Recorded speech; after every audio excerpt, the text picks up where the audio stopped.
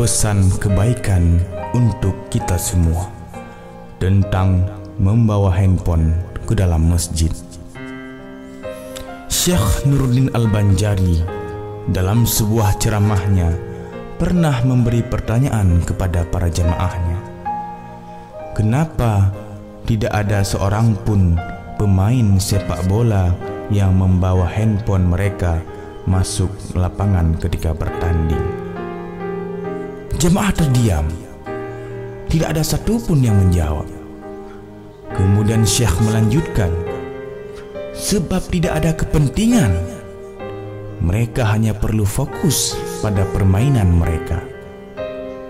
Jadi, kenapa kita perlu membawa handphone ketika masuk ke rumah Allah atau masjid? Apakah lapangan bola itu lebih mulia daripada masjid? Atau apakah bermain bola itu perlu lebih fokus atau khusyuk daripada salat itu sendiri?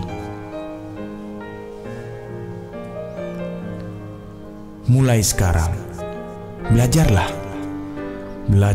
untuk tidak menyibukkan diri dengan handphone dalam rumah Allah, karena tidak ada urusan yang lebih penting daripada urusan kita dengan Allah. Jaga adab kita dengan Allah. Syekh Abdurrahman As-Sudais, Imam Masjidil Haram, di suatu masa ketika mengimamkan salat di depan Ka'bah, beliau mendengar suara alunan musik dari salah satu handphone milik seorang jamaah yang turut salat di belakangnya.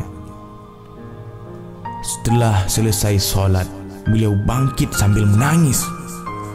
Ia berkata kepada jamaah, "Saya belum pernah mendengar musik di rumah saya, tetapi hari ini saya mendengar musik di rumah Allah."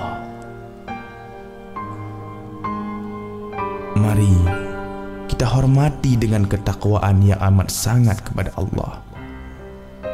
Kita hormati rumah Allah, kita hormati tempat ibadah kita,